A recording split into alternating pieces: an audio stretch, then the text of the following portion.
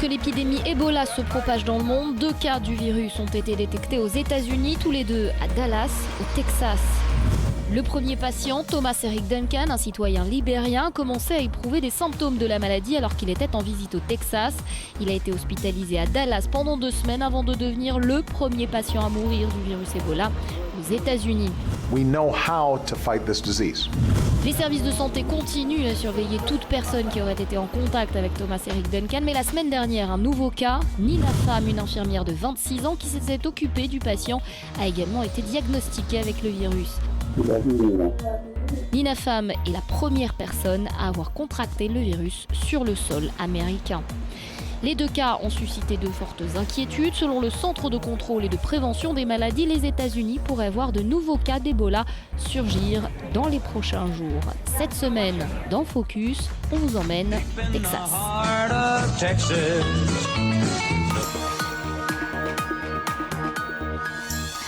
Bonjour et ravi de vous retrouver pour un tout nouveau numéro de Focus, un nouvel hebdomadaire consacré cette semaine, vous l'avez compris, au Texas. Alors on va s'intéresser à une personnalité à présent, Samuel Maverick, un avocat, un homme politique, un pionnier également. Il est l'un de ceux qui ont signé la déclaration d'indépendance des États-Unis. Il a donné son nom à une équipe de basketball de renom, l'équipe des Mavericks de Dallas. Aujourd'hui, nous recevons Gal Mekel, l'un des joueurs de cette équipe qui nous rejoint juste après son entraînement. Gal, bonjour, merci de nous rejoindre aujourd'hui. Bonjour, comment allez-vous ? Tout va bien, merci. Alors une question qui s'impose avec cette expansion de l'épidémie d'Ebola. Est-ce que vous craignez que vous aussi ça vous touche au niveau sportif ?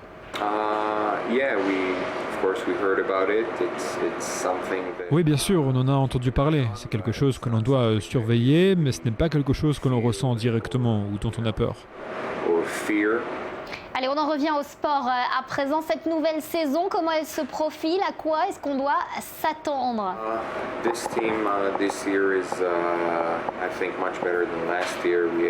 Cette année, je pense que l'équipe est meilleure que l'année dernière. Nous avons ajouté quelques nouveaux joueurs et les attentes sont plus élevées que l'année dernière.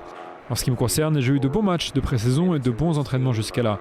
Je suis encore un jeune joueur dans cette équipe et cette ligue, donc je dois encore faire des preuves. Mais tout s'est bien passé jusque-là, je me sens bien.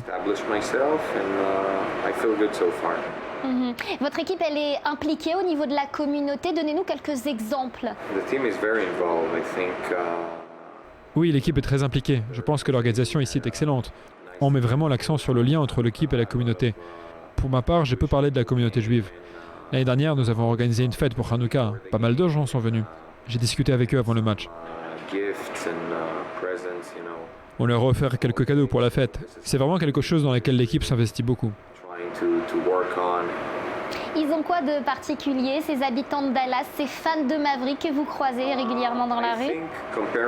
Je pense que comparé à d'autres villes et États ici aux États-Unis, les gens sont très chaleureux, très accueillants. Je pense que ça fait partie du Texas. Je vis ici depuis plus d'1 an et tout le monde m'a très bien accueilli et ont rendu mon séjour très agréable. Je me sens bien ici, les gens sont gentils. Gal Mekel, merci infiniment d'avoir répondu à nos questions et bon courage pour cette nouvelle saison qui s'annonce.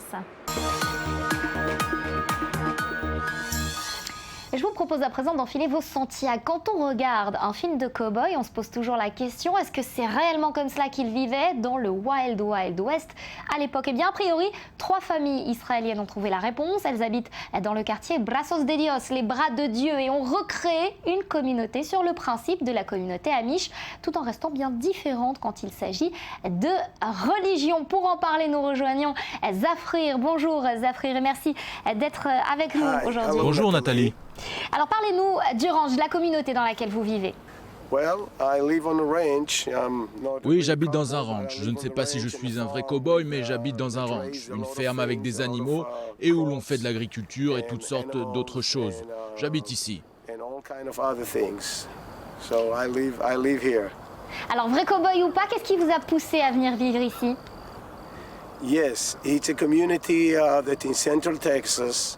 Oui, c'est une communauté du centre du Texas qui a environ 24 ans. Ces gens-là ont toujours voulu vivre dans un environnement plus rural, dans un contexte d'agriculture, au sein d'une communauté où l'on produit sa propre nourriture, où l'on vit en famille avec ses enfants. Ce sont ça aussi les raisons qui vous ont poussé, vous, à venir vous établir dans la région?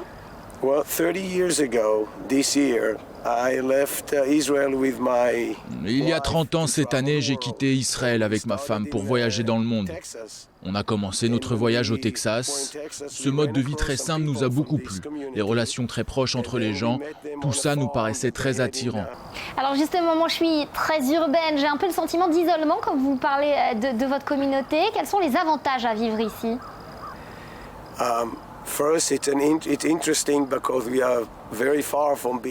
C'est très intéressant parce qu'en réalité, nous sommes très loin d'être isolés.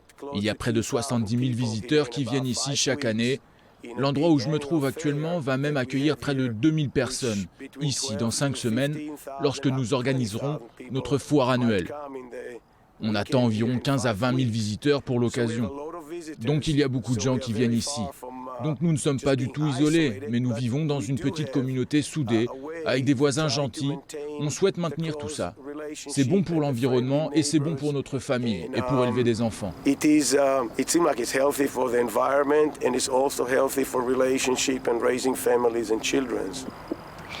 vie en communauté, ça fait penser à un kibboutz en Israël. Vous vous sentez encore israélien?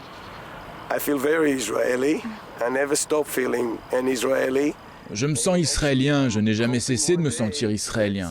Et en réalité, j'espère même qu'il sera possible d'avoir quelque chose comme ça, quelque part en Israël. À la base, ce n'était pas le lieu en lui-même qui nous a attirés, mais plutôt le mode de vie, la chaleur des gens et les efforts qu'ils font pour maintenir cela, pour maintenir de bonnes relations entre les membres de la communauté et dans leur famille, et pour accepter les gens tels qu'ils sont. C'est cela qui m'intriguait, c'est d'ailleurs pareil au kibboutz. Donc nous sommes très israéliens et j'espère qu'un jour nous aurons un ranch pareil en Israël aussi.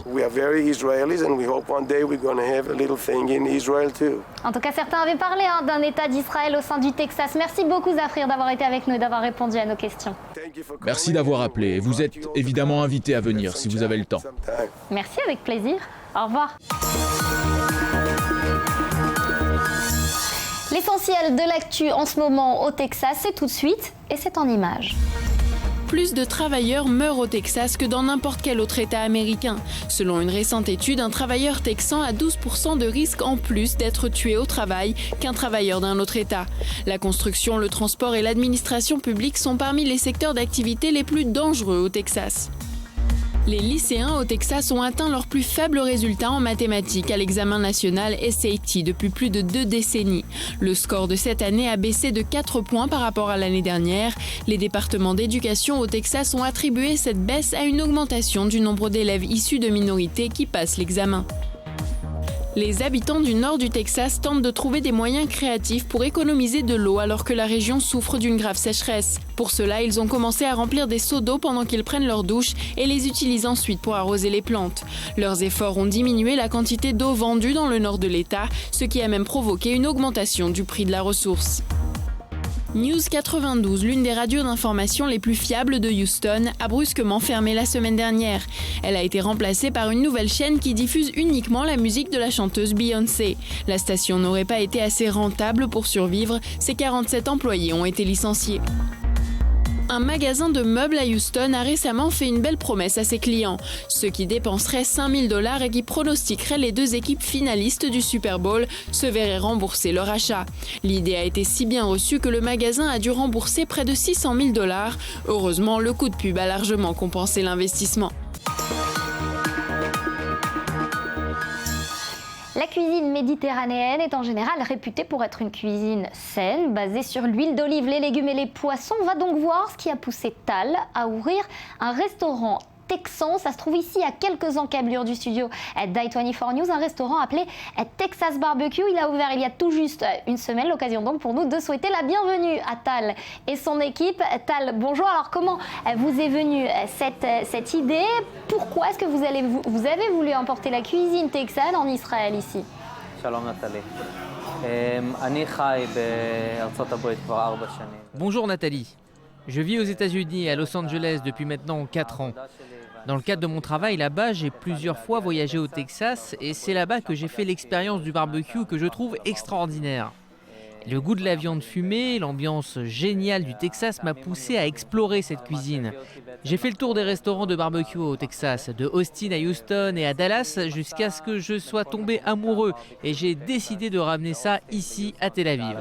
Alors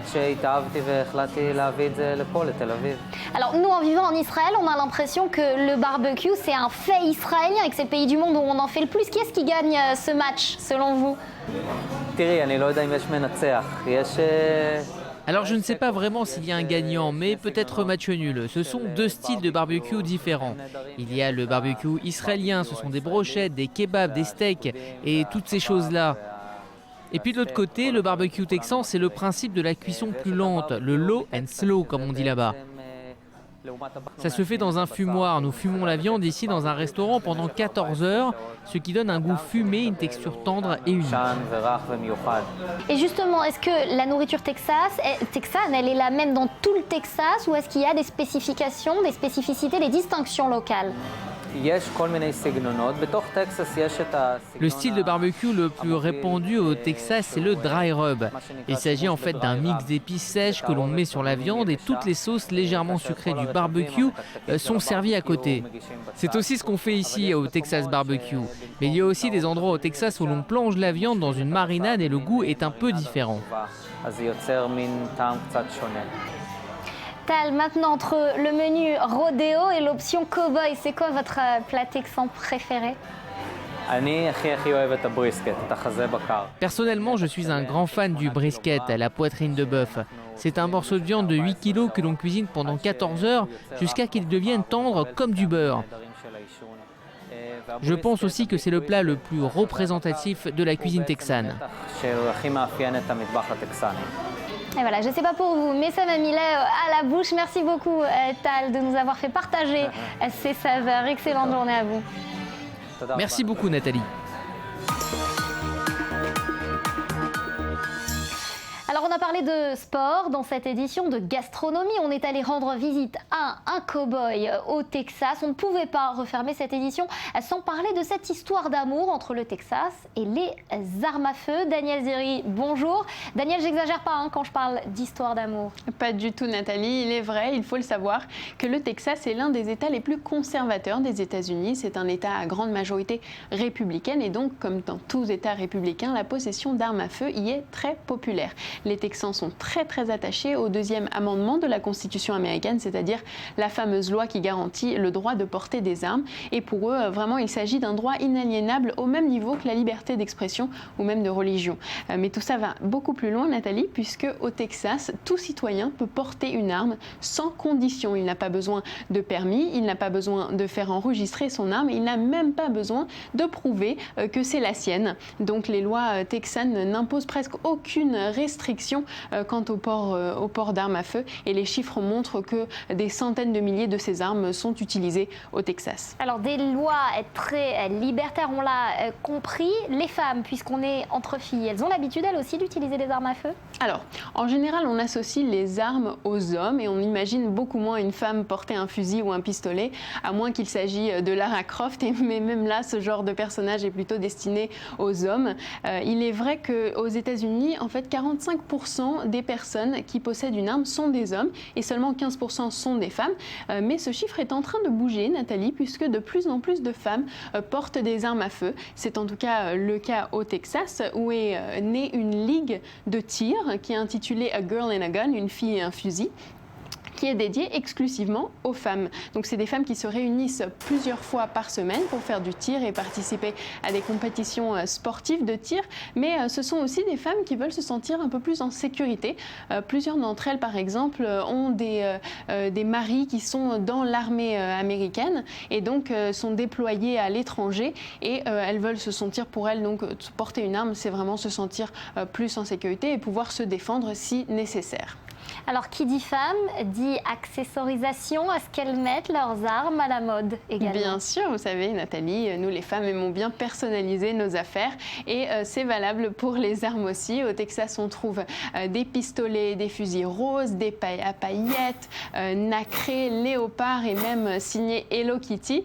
Il y en a pour tous les goûts, il y en a vraiment pour tous les goûts, mais il ne s'agit pas que des armes elles-mêmes. Il y a bien sûr tout un marché de produits dérivés et accessoires de tir très féminins qui existe autour de cela. Et puis aussi toute une communauté Internet consacrée à ce phénomène des femmes qui utilisent des armes à feu, par exemple. Le blog de Nathalie Foster, une Texane adepte du tir. Ce blog s'appelle Girls Guide to Guns, le guide des filles pour les armes à feu, dans lequel elle parle aux femmes qui souhaitent apprendre à tirer. Elle vous dit quoi porter lorsque vous allez dans un champ de tir, comment personnaliser vos armes et même comment transformer des munitions, des balles en décoration de Noël. Oui, c'est ludique, mais ça n'en reste pas pour le moins dangereux. Merci Daniel pour toutes ces précisions. C'est donc sur cette information que nous refermons à ce numéro. Merci à vous de l'avoir suivi. Rendez-vous la semaine prochaine, même heure, même chaîne. D'ici là, restez focus.